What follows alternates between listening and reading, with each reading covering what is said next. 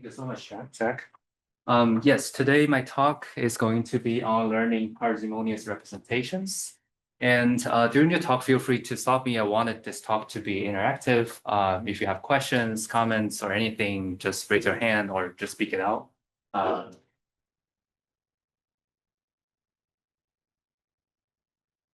It's working. Great. So in machine learning, we are mostly concerned with two types of tasks. One of them is more analysis type, where you're given data and you're trying to reach conclusions about the data. For example, it can be clustering, where you're trying to, given the data, you're trying to find a way to group them such that data within the same cluster is similar and between clusters, data are dissimilar. It can be outlier rejection, where you're given data again, and you're trying to find if some data is far from the distribution.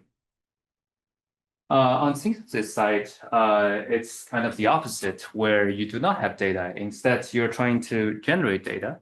And example task could be conditional generation, where you are given here in this case, a text caption of give me an image of a raccoon biker.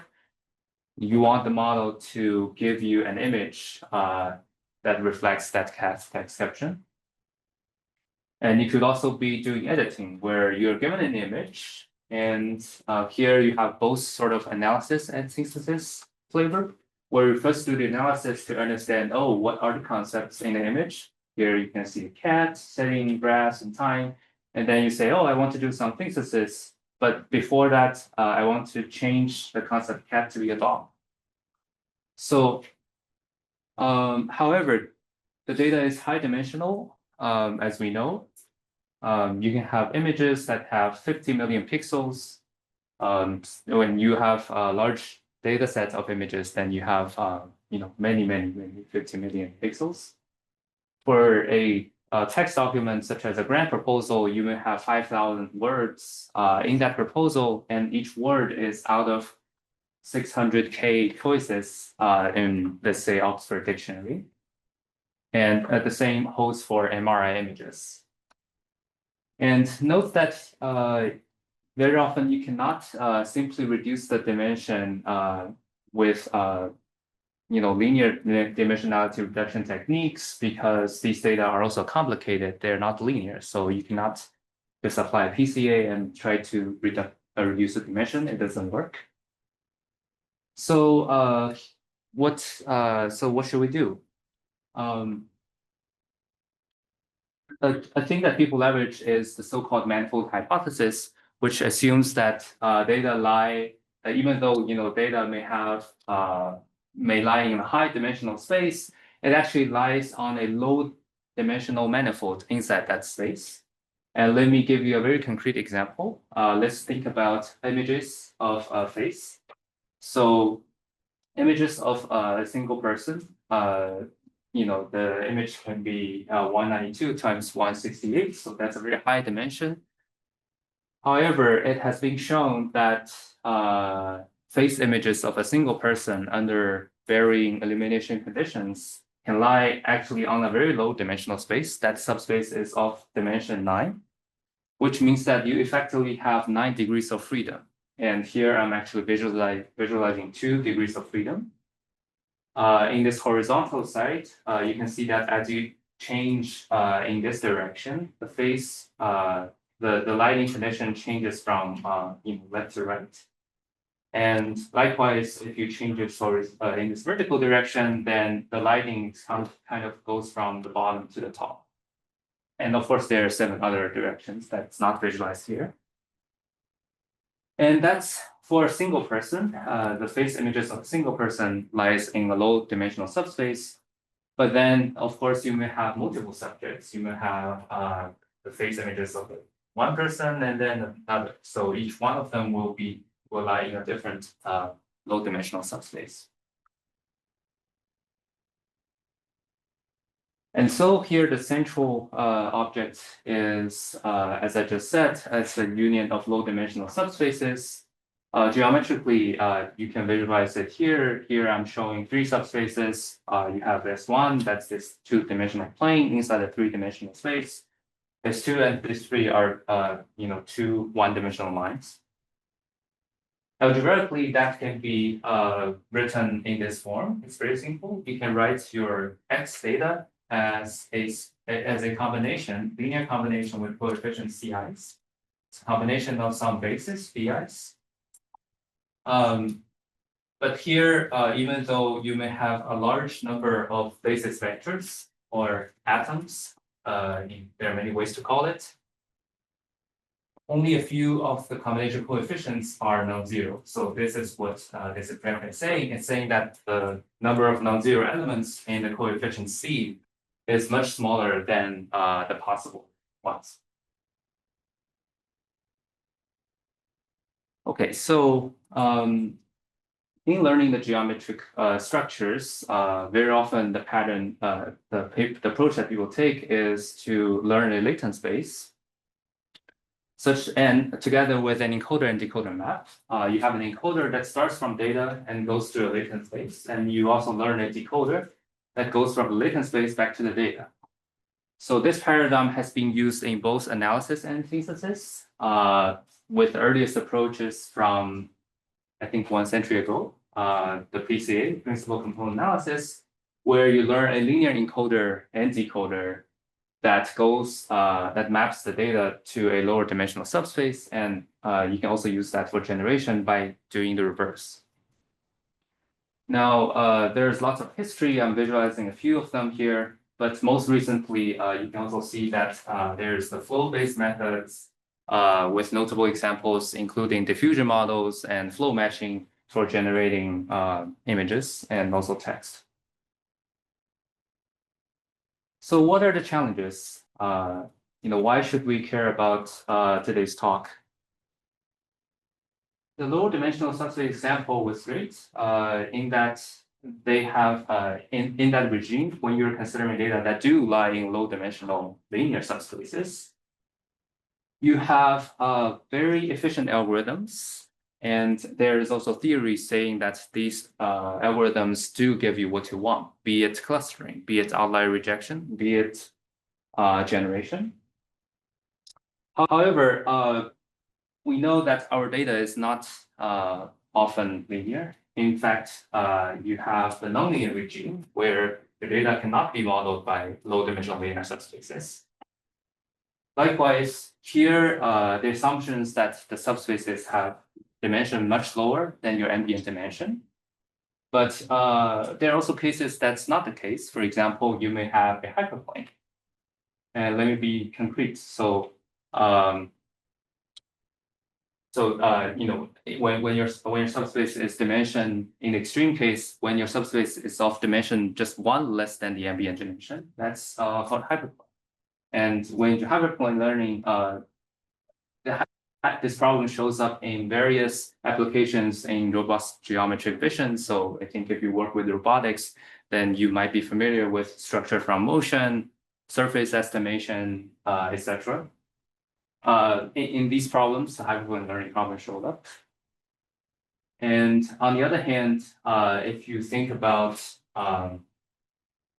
dealing with real-world data, and especially when you look at images and videos or text, these data do not lie on linear dimensional subspaces. In fact, they're often nonlinear. So how can you cluster these images?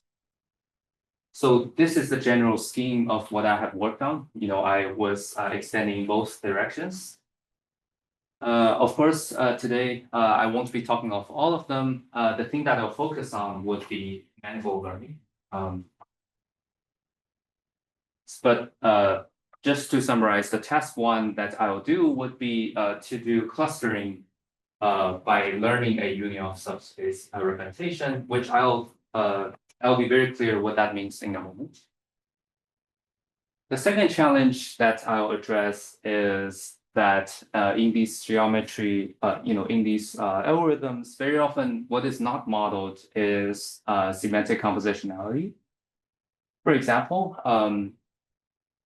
very often in clustering, what we do is that we are given data and we try to divide them. And you may eventually end up by dividing the data set into cats and dogs and deers. But that's not necessarily the whole story, because an equally good division would be you can divide these objects by their color. And you can also divide these objects by their size. There are many different ways of clustering these objects. And so simply having simply having destroyed clusters is not enough. And very often you need fine-grained things, which is the semantic concepts. Because now you can describe an object by saying, hey, what's the species? Oh, it's a cat. What's the color? Oh, it's orange, etc. And so the second task would be we will perform synthesis using semantic representations. So task one, as I said, we'll be doing analysis. So yes, so I'll focus on just manifold clustering parts. So what is clustering? Let's recall the very basic definition. So clustering is the task of, given the data, you're trying to group them by assuming certain simplistic assumptions on the geometry of the data. I guess we all know what K-means is, and that just here the underlying assumption is that each cluster is modeled by some centroid, or the data should concentrate around the centroids. So here, given these unlabeled data, you run your clustering algorithm and you get 3 different clusters. So what is subspace clustering? Subspace clustering, the geometry assumption is a little bit more general, where each cluster is a low-dimensional subspace. So here, again, you're given data, but once you have run subspace clustering, you'll be able to cluster them like this. You'll be able to recover both the low-dimensional subspace as well as the membership of these points to different clusters. This has been a well-studied paradigm for the past 2 decades. You have theoretical guarantees, there are efficient algorithms, as well as applications in various aspects of computer vision and natural language processing. However, as I said, real-world data, there are cases where they are not well modeled by low-dimensional linear subspaces. And the simplest example could be if you look at the digits, images of handwritten digits from the MNIST dataset from Europe. And if you look at the rank of each digit, they do not lie on low-dimensional subspaces, and therefore subspace clustering algorithm will fail because you failed the assumption of the geometry of the clusters. And of course, this is more so the case when you look at natural images if you try to cluster them. So what can we do? The idea here that I'm advocating is following. It's kind of simple.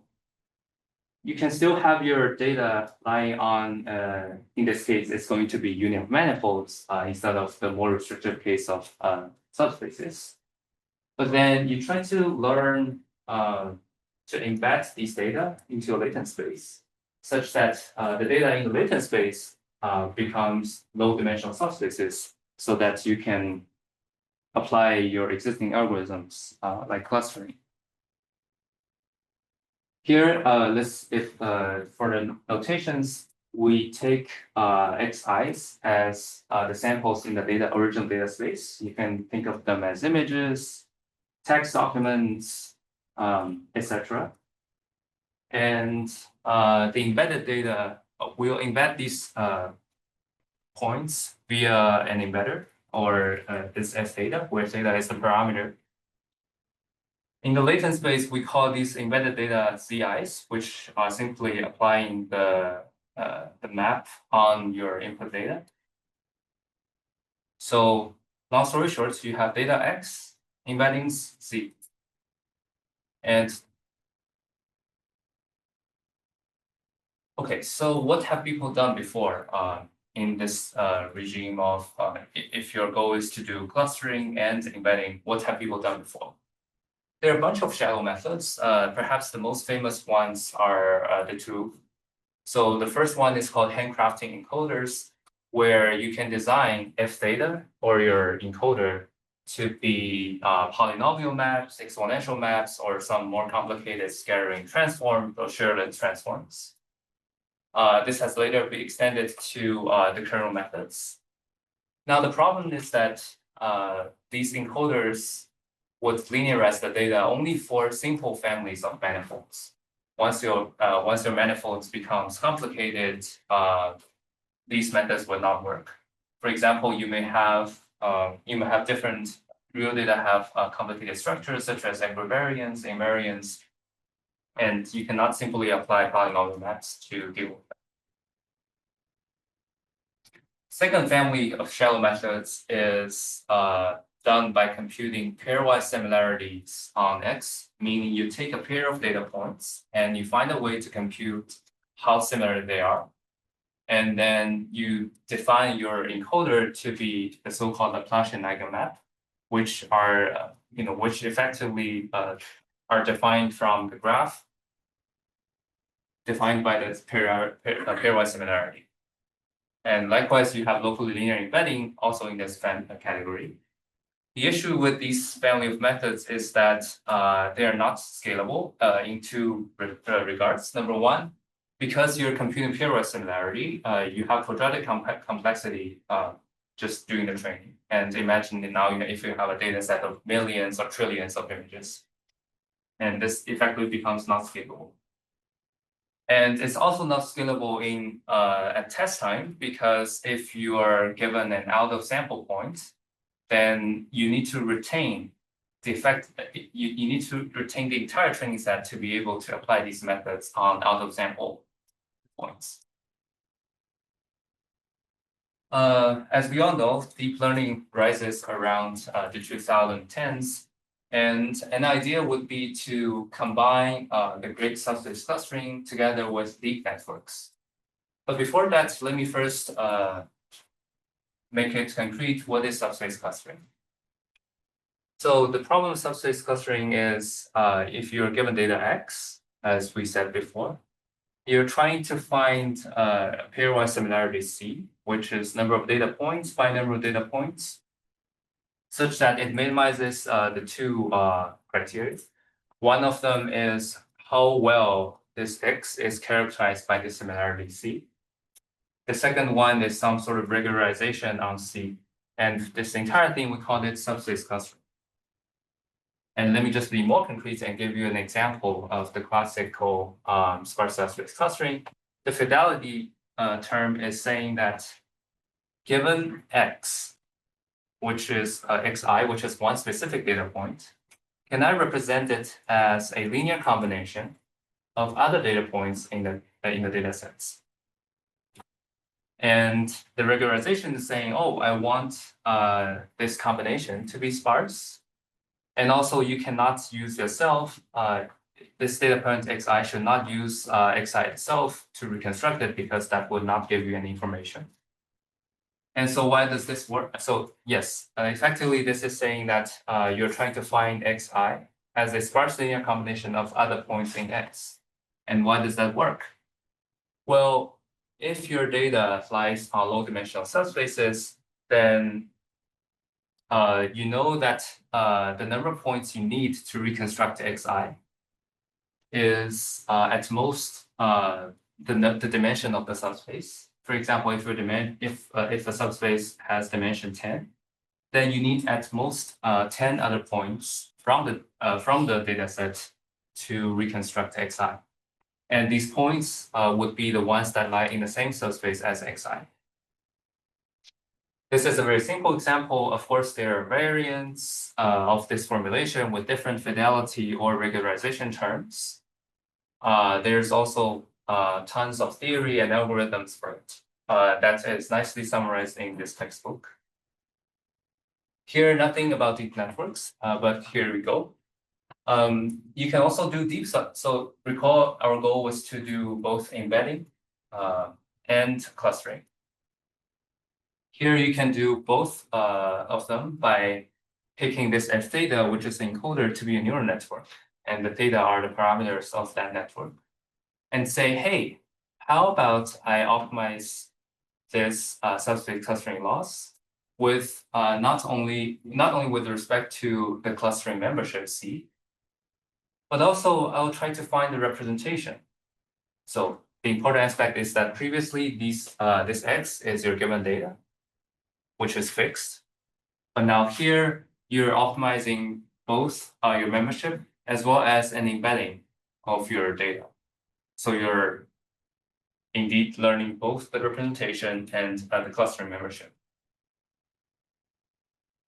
That was a very ideal thing to do. I mean, many people, many works have tried to do that. There are actually, I think, if you look at paper 2, they have cited at least 20 works trying to do this formulation. However, one problem with this approach is that the learned embedding will kind of become meaningless in the following sense. This is what we want to do. We want to learn the unit subspace representation. But in reality, what you will learn by using this formulation is that all of the representation will collapse to a single point. They will lie very close to a single point. And so this embedding does not give you informative things such as, it does not preserve distance. It doesn't tell you which point comes from which cluster, etc. Now, the reason behind this is actually simple. This loss works because X is fixed. It's just a fixed data set. But now if you're allowed to change your data, you might as well just all move them to the same point and say, hey, point 1 can be represented at point 2, and that is just one sparse. It's very sparse. It does fit your sparsity criteria, but it doesn't give you ideal representations. Question. Yes.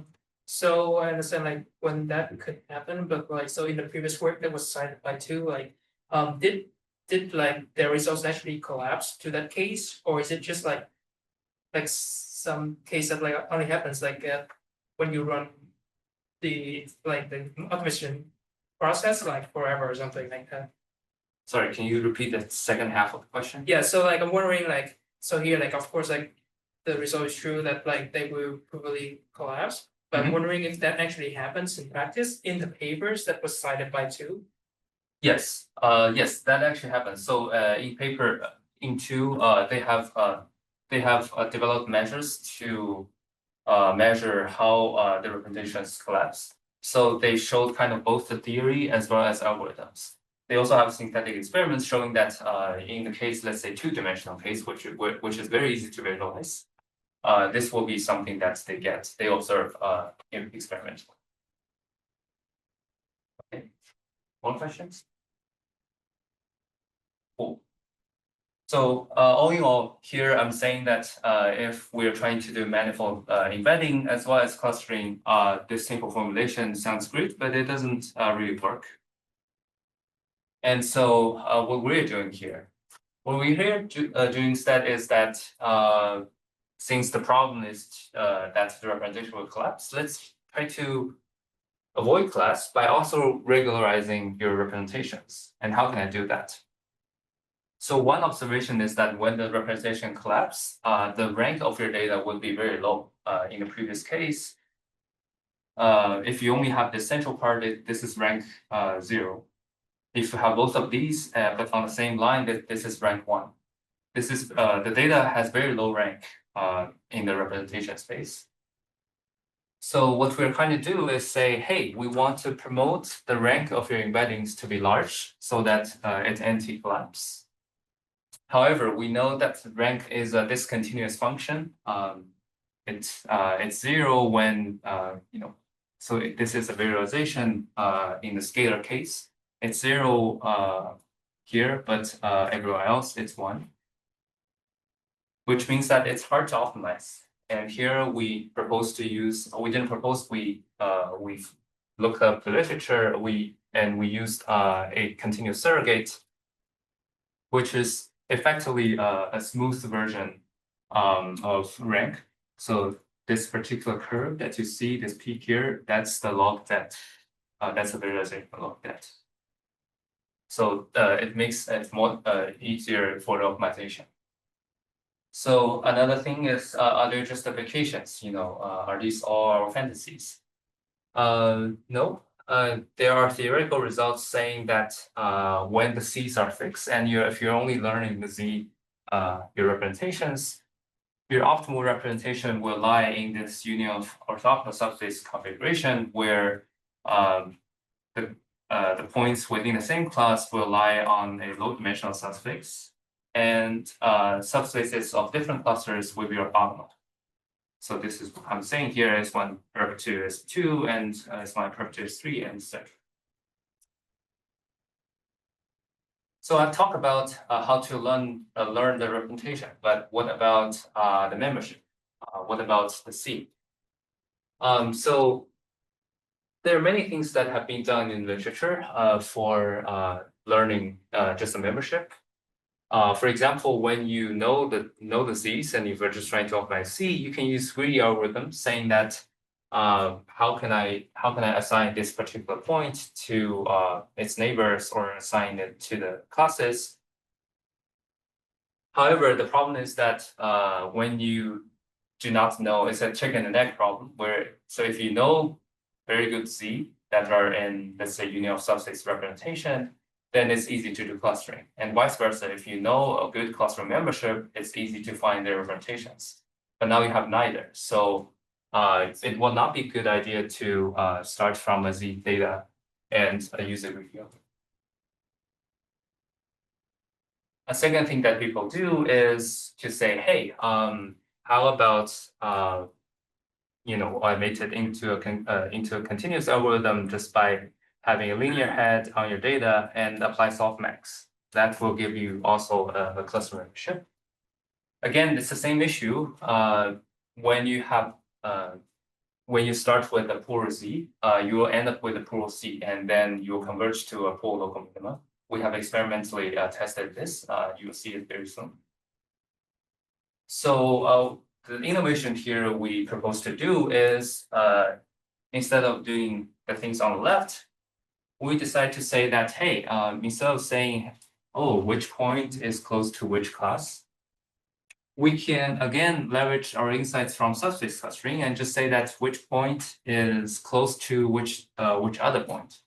So here, notice that this membership C is an n by n matrix, which is the number of points times number of points. And here you have a bunch of constraints basically saying that similarity should be non-negative and they should be normalized such that if you sum them up, they equal to 1 for each point. As I said, the Cij, each entry denotes how similar sample size J are. And here will be a visualization. This will be ideal because here you sort of have a connected component in a graph saying that, oh, these are the cluster 1, cluster 2, cluster 3, etc. And in my previous work, I have also proved that this formulation can suppress false inter-cluster connections. So you want to suppress the connections that draws from 2 different clusters. Question. Yes. But here your C has a different shape from the other C, right? So is there a way to convert from one to the other? Yes, good point. So there is. So if you want to convert from this membership to a point to cluster membership, so this is more of point to point membership. This is point to cluster. If you want to do that conversion, the algorithm you will use is spectral clustering. If you apply spectral clustering on a similarity matrix, then you will get a point cluster membership. Yes, great question. And to solve the chicken and egg problem, we further do the following. Here, you can take Z theta to be a pre-trained self-supervised learning model. For example, there are tons of them. There's Sinclair, where they basically learned pretty good representation. And then notably, even though you can do the same for the other methods, here we have an advantage that the membership is also initialized by the self-supervised learning method, because here we define the C theta to be a synchron projection on the grand matrix of your data points.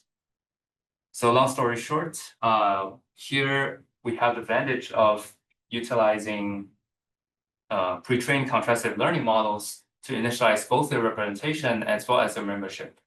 And all of these are differentiable because the synchron projection is a differentiable operation. And here is a contrast between, if you're using this one, which is a common practice in machine learning to have a clustering head, versus using what we propose, using double stochastic method. This is double stochastic versus the common softmax. And here we're visualizing both the accuracy as well as normalized mutual information, and both of them are higher the better. The idea here is that using double stochastic is much more gives you much more accurate clustering results. And also notice that they're more stable because, as I said, you can initialize these memberships using self-supervised learning, whereas the softmax approach is not stable because you also have additional randomness from initializing your W matrix here. Okay, time to show some visualizations.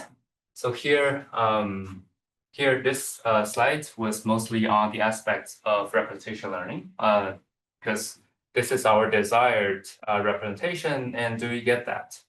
It turns out we do. Here we visualize the inner products of the pairwise inner products of the features, and you can see that we have sorted these representations according to your clusters, and here we can see that only within clusters you have connections, whereas between different clusters there are very little connections, so as indicated by a low value.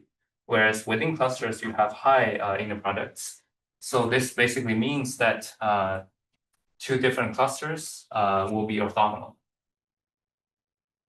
And here we have more visualizations on what are in each cluster. And you can kind of see that here you also have interesting semantics. For example, I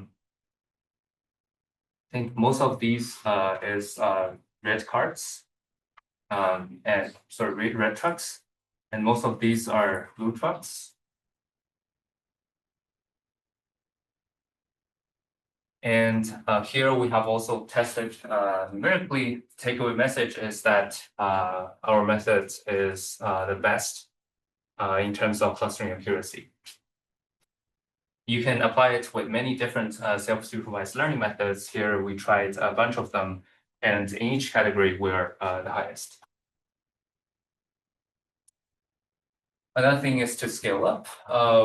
Not only did we test on CFAR 10 and 20, we were really trying to push and see what's going to be the frontier of this work.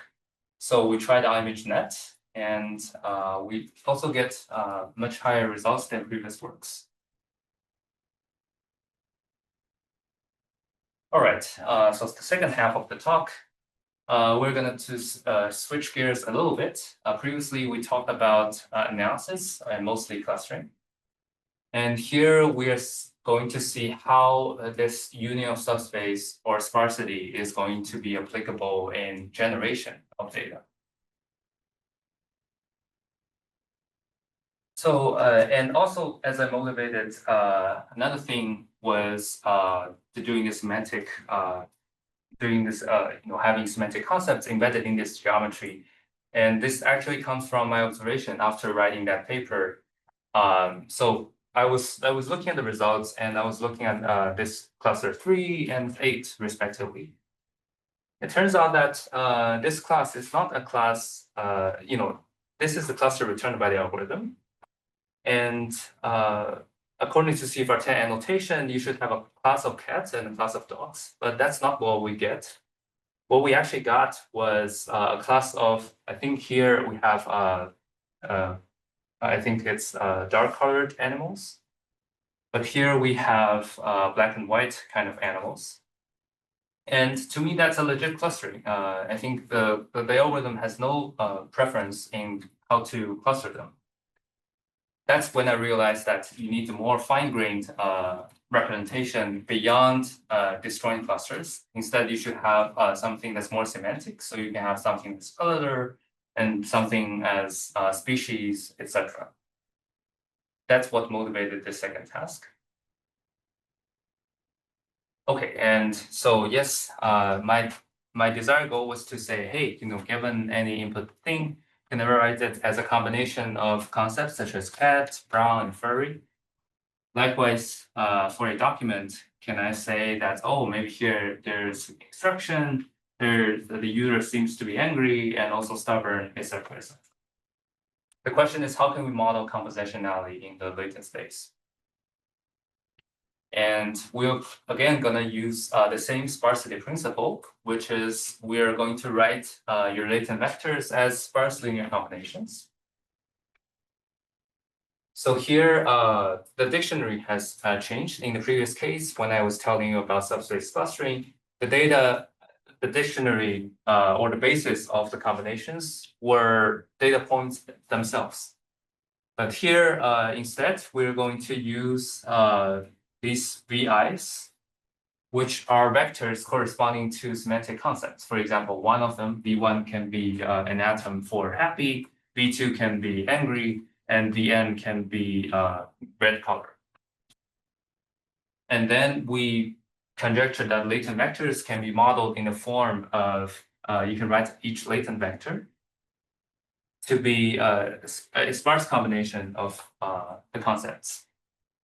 And the sparsity is justified. Actually, I'll talk about that in a moment. But let's say that this model is true, then how can we use it for editing? Well, it kind of follows the paradigm that I talked before, which is you start from data to your latent, and then you can do some editing there in the latent space, which is easy to do, and then you go back to your data space. That's exactly what we're doing here. You start with the input data X. You say, hey, I'm going to encode your data into some latent point. But now that, and then you can perform a sparse decomposition to decompose your latent point to be a combination of semantic vectors. Then we'll talk about this editing here, but the idea is that once you have edited your latent Z to produce a new latent Z prime, you can follow the decoder and get a new data point, which is edited data point. Now, but why do we need to do this sparse coding? Why do we do it in latent space? The idea is that now because your dictionary, each atom of the dictionary has semantic meanings, now you can do this editing much easier. For example, let's say you want to remove some concepts. You want to develop an algorithm that removes, you want to do detoxification in LLM. You want to remove the harmful speeches. How can you do that? You can partition your dictionary into two parts. Some of the atoms you want to keep them, they could be the benign concepts to detoxification. And there are certain concepts that you want to remove. You put them in the D remove. And so that now your latent vector can always be decomposed as the combination of the concepts you want to remain and you want to retain and the concepts you want to remove. The way you edit this latent is saying that, hey, let's just give the edited latent as the D keep, C keep, which is the things that you want to preserve. Or effectively, you're just subtracting out the things you want to remove, which are the bad concepts. That's about removing some concepts. Now you can do the same for replacing the concepts. Again, you can do the decomposition to say, hey, your latent vector can be represented as something you want to replace plus other things. And then you subtract the things you want to replace and plug in the thing you want to add. But now you know what this coefficient is because you did the decomposition. But no worries about that. We'll talk more on that in one moment. But that's a general paradigm that I actually applied in both large language models as well as image generated models. And we will see an example here. So yes, that's an example. I applied it in LLM alignment. So here the task is trying to align the output of large language models. We're seeing here user may be giving the model a malicious prompt saying that, hey, can you provide some strategies to influence public opinions on political events? Now, of course, as a company, I don't want my users to do that because that's very sensitive. And in this case, the LLM, we actually tested on GPT. It turns out that it's telling users to, hey, you should use emotional appeals, leverage social proofs, create echo chambers, etc., etc. Problem is, how can we remove this desirable behavior? Now, here's one little tricky thing. It's not only about removing the undesirable behavior, but also we want to keep the language linguistic capability. And let me give you an example. You can think of an LLM that doesn't tell you anything. Whatever you input to it, it just says nothing. That's always safe. It doesn't give you any, harmful response, but that's also useless. So here you actually have two goals intention. You want to, on the one hand, remove the things that are bad, but also you want to keep the things that are good. You don't want to remove everything. And so why can we do that? Why can we even use these linear structures? Well, this is sort of what people have discovered in prior work, saying that in the activation space or the output of large language model layers, there are sort of linear structures in this space where directions in that activation space correspond to concepts with semantics. And here they're showing that, I think this is a classic example from 2013 where it's called analogy, where the vector man to woman, if you take the subtraction, that's parallel to the vector difference of queen and king. And likewise, there's also a notion where if you look at all the English latents and all the latents of French, then you can see that there's sort of a linear separator that separates them, which means that for every English pieces, you can add this vector and translate it into French. So that's how we find these concept vectors. So because now you can say this is gender vector, this is a language vector, etc. And how can you build a dictionary? The main challenge we solved here, long story short, was that previous works only give you very few concept vectors, such as gender or language. But here we really scale it up. We take I think we take the brown corpus, which is a large corpus of words, English phrases, or English, and for each concept there, we use large language models to generate sentences describing that concept. For example, if you think about the concept home, think about the concept happy, an example sentence we had was, I come back home and my family is having a large dinner waiting for me, etc. So for each concept, you generate many sentences, and then you sort of figure out a pattern between, where are these concepts lie in the latent space. You take the latent vectors with the concept, and you take the ones without, and you try to figure out what's the statistical pattern. That's a pretty standard way of doing it. You take the difference. So these vectors kind of point from activations without the concept to the activation with the concept. So they will have some pattern. And we extract the first reducible component of this set. And here's a visualization of these concepts actually lie in the space such that their Euclidean space in the space kind of reflects semantically how they're similar. For example, you can see that here you have many points, which are the concept vectors that are extracted for countries. And then you also have a bunch of them for the states in the United States. And so you may ask the question, why do we want to do sparse decompensation in that particular, application? So here, let me give you a concrete example. here the solid vector denotes a latent vector that if you pass through a decoder, it will give you red apple. The two dashed lines are the two concepts, red and apple respectively. Now in the simple case, you just want to remove the concept red from your latent vector. Ideally, the output you get should be something along the line of apple. What do prior work do? So one line of prior work does this thing called vector addition, or really vector subtraction, where they take this latent vector, your input latent vector, which is red apple, and you subtract multiples of your concept vector red from it. Now, the problem is that you don't really know how much amount you want to do that. Do you want to subtract 1 times of red? You want to subtract 5 times of red? So if you do it too little, then you do not sufficiently remove the concept red. If you do it too much, you overshoot. You do not recover apple.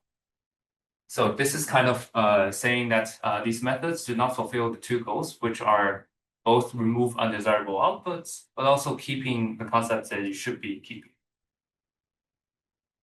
The second line of prior work does the following. It's also geometrically intuitive, but it's also geometrically wrong. That if you take the latent vector red apple and you project it orthogonal to the direction of red, then you get this vector red here. However, the problem is that the apple concept that lies within this red apple is not orthogonal to red. And therefore, by doing this projection, you also kill part of the apple that lies within your latent vector. So that's also not good because you don't recover apple. The approach we took was what we actually learned in high school, which is you first decompose your vector along the two directions. So you say, hey, how much apple and how much red are in this red apple? And you get this decomposition. Once you have that, you can safely remove one component of it. This is the kind of high-level intuition of what we're doing relative to the prior art. Now, of course, then why sparse? Why sparse the income in particular? Why can't you just do the decomposition? You can use least squares, for example. Well, the idea is that you may have many concepts. So in our case, if you look at the English dictionary, there's a lot of words. I think we have 40K concepts, 40K concepts here. Whereas the dimension of the space is much lower than that. So in this case, you have an overcomplete dictionary or overcomplete decomposition, which have infinite many solutions. Now, how can we deal with it? Well, the way we deal with it is try to use the sparsity principle. And the idea is that even though there are many different concepts in the dictionary, in each sentence, in each paragraph, in each image, there are only a few of them that are present. You don't see all the concepts in your English dictionary just in one paragraph or in one image. So you can say that, oh, in the decomposition, precisely use that prior that there are only a few concepts that are present in the latent vector. And so this is precisely what we did. We say, write activation Z as a sparse combination, as a combination of concepts in your dictionary. And then this combination should be sparse. This problem can be efficiently solved via greedy algorithms. And once you have that, then you can do what I said before, which is you can remove certain parts of the concepts. And this is a qualitative result. It's the same example before, but now if you do the align approach in your method, you get saying, hey, you should avoid being overly promotional or don't reinforce harmful stereotypes or biases. We also have quantitative results here. Here I'm just showing the detoxification task. You have two models. We experiment on llama 7B, llama 2 7B, and llama 13 billion parameters. And vanilla means that you don't do any alignment. Let's just see a baseline. Prompting is the prompt engineering. You can add a prompt saying that, oh, I don't want concepts A and B and C in my response. And the vector addition of orthogonal projection are the ones that I just talked about. Case is our method. In the columns, you sort of have the metrics. Each column here is one particular category that are harmful. The PS means political sensitivity, PG means pornography, etc., etc. And these numbers are the safety scores. The higher, the better. They reflect how safe the response is. And on the other hand, we also have a measure of linguistic capability here, which is what I talk about of if you also want to retain the linguistic capability of large language model. So here what we see is that our methods achieves on average 95, whereas previous method, the safety score is at most 87. So the safety score of our method is much higher, whereas the linguistic capability of our method is comparable with vanilla or even prompt. And you can also observe that the effect of how many concepts you want to put in dictionary. For example, if we put 2,000, 4,000, 6,000, as you increase the numbers, you get more and more safety score. So you start from 0, and then if you change it all the way, it gets very high. But the fluency does not decrease sharply, which is great. Fluency is one of the linguistic capability here. I have also done more applications on that using the same idea. I won't bother you with it, but basically you can apply the same sparsity principle and alignment techniques in diffusion-based image generated models. And here we are showing that, hey, for example, this is a picture of a goat and the cat standing on rocks near the ocean, and your task is to change the goat to a horse. With our method using sparse coding, as you just see before, and the editing is more faithful, whereas previous benchmark, previous baseline method, it kind of have a combination of golden horse or whatever that is. Likewise, here you have a task of switching out the steak in the picture to be salmon. And here the edit is not effective, whereas with our method, you can see a salmon. That's very clean. Okay, I think I'm done with the slides. The summary contribution is that we are learning parsimonious representations in the space, latent space. And the particular structures that I've talked about are a union of low-dimensional subspaces or sparse combinations of concept vectors. They can be good for analysis tasks such as clustering or synthesis tasks such as the editing. There are parts that I didn't talk about in this talk, but I'm happy to chat more later. And I actually write down my homepage here, so there you can find my contact, my email, and all the papers, and I'm always happy to chat. These are list of references in this talk, and thank you, everyone.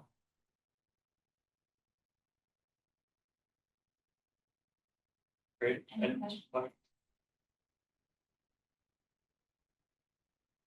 Yeah, maybe I can start with one. For some of the last work, you mentioned the pace work, Yes. like representation of generic columns. Could you talk about the any kind of compute challenges when you're trying to scale up to especially larger LMs, especially some of the kind of largest open source LMs that we're seeing now? Yeah, of course.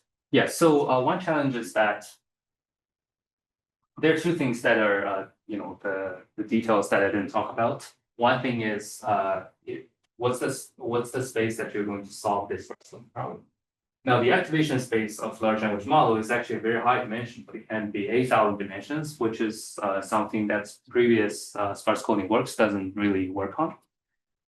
Another thing is that there are also many layers. So you can do it. So initially our algorithm, we apply that every layer in the large language models, but then it becomes very slow because you need to do it for every layer, and at every layer, you're solving a sparse coding problem in high dimensions with many concepts.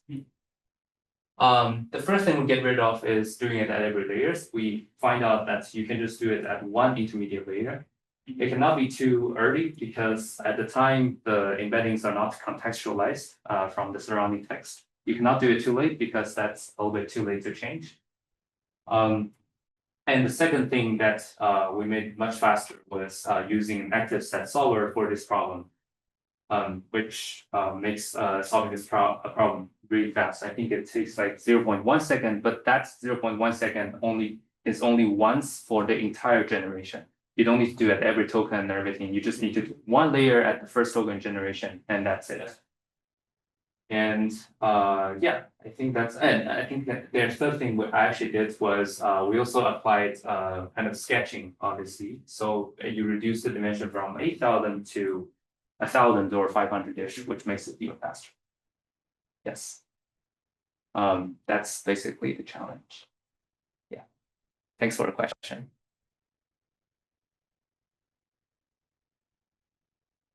For low-dimensional data, if we use some method to limit to high-dimensional and then use the union of subspaces, do you think it will be effective?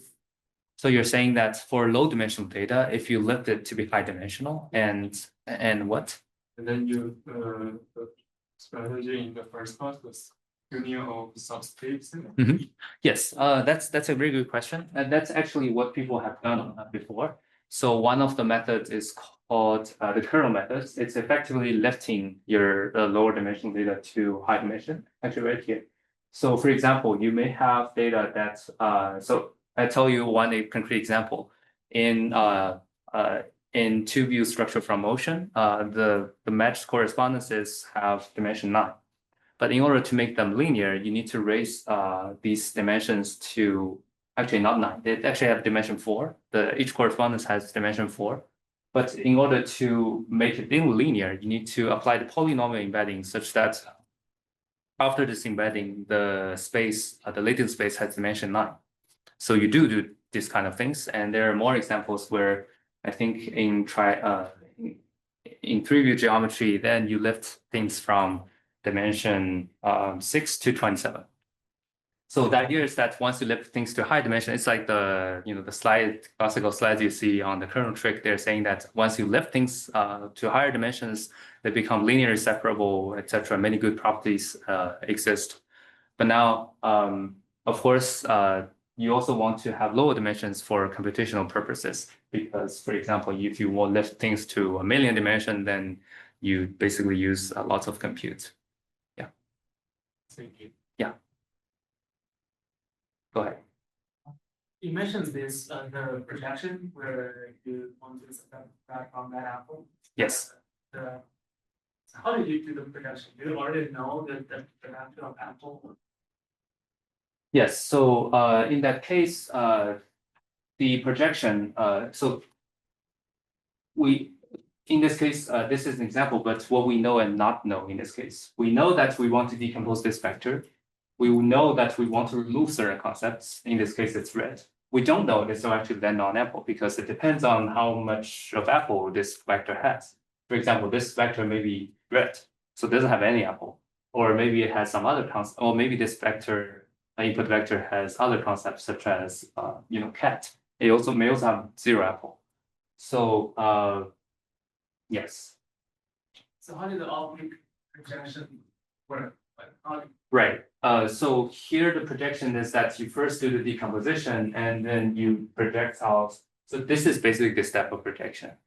This is decomposition. So you figure out it's kind of if you think about the regular the Euclidean projection, what you do is that you first decompose your vector on a subspace and its orthogonal complement, and then you remove the part that's corresponding to the orthogonal complement. Only keep the part that are that's along the subspace. Here's the similar idea. You first do a decomposition, and then you remove the parts corresponding to the parts to the stuff that you want to remove. This is actually using the row method from the previous chapter, like the first part, where you vector sparse decomposition.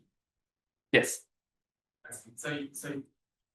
So based on the sparse decomposition of the concept, wait, but previous, I think in previous chapter I mentioned that concepts may the sparse linear components may not be concept one. Here, correct. So that exactly that's a separation of the two talks. So at the first part, there's no alignment of these directions in the subspace with the concepts. Whereas here, I already know that my dictionary, each vector in the dictionary is aligned to the semantics. So, and that's done by construction, that's done by construction here. For each concept, we start with concepts, and then we say find a vector corresponding to this concept, which is here. Oh. So that's why each vector is aligned with a concept. So it's more like semantic by construction. at that moment, okay, I see. Mhm. But at that moment, do you still change the LM's activation, or the length is fixed, or you're given the length? You don't optimize the factor of that. I don't need to. Yes, it's like so. I think this is a thing that's like in orthogonal projection, you don't optimize for length because this projection operator is it's non-parametric. And likewise in our approach, once you have decomposed, then the length is sort of embedded in the decomposition. You get that length from doing this decomposition. Likewise, or equivalently, the length is really the C. This tells you how much C1 is how much the red is in concept, C2 is how much cat is in concept, etc. Could you maybe explain why there's a 1, 1, and 2, 1? Oh yeah, right. So this is just a particular regularizer we chose. It's called elastic regularizer. The idea is that you can just do the L1 norm. L1 norm it's a relaxation of the L0 norm, which counts the number of non-zero elements or counts the sparsity. The problem is that if you only do that, then your vector may end up being too sparse, meaning that it only have 1 or 2 vectors with a large residual, and that's not what we want. And likewise, if you only do the L2, then your the estimated C vector will be dense. So what people have discovered is that you can do a combination of L1 and L2 regularizer. That's called elastic regularizer. There are, and also I think one thing that this brings is that now the problem is strongly convex. Yeah, I'm just thinking on the fly, but I know for sure that the reason we want this both of them is to avoid avoid too dense or too sparse. So it gives you control of how sparse you want solutions to be. In the paper we actually did experiments saying that if you remove this L2 part, then the results become too sparse, and as a result, you do not you were not able to remove all of the harmful concepts. And likewise, if you do it, this will be very dense, and you also get performance decrease. Thanks for your questions.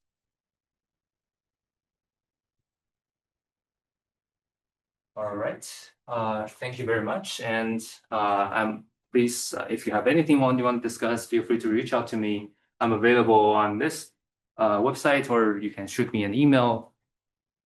And thank you so much. Oh, This question, like I talk about applications to like LLMs and also like 2D image editing. Like my question is like, can we extend this kind of access to like 3D video editing or 3D content generations? yes, I think we do. The only challenge that I see, or the research question is, what is space? Because you want a space where things are linear. If you add concepts at the end of like being a legit latent vector that you can decode, because there are cases where you cannot, and so that's kind of what I was showing here with this figure, is that you need work that first establish what is the space where this linearity of things hold. At least you need to have closure property, which means that if you add something to a vector, then you land up in in a legit region of the space. All right, thank you so much. Thank you.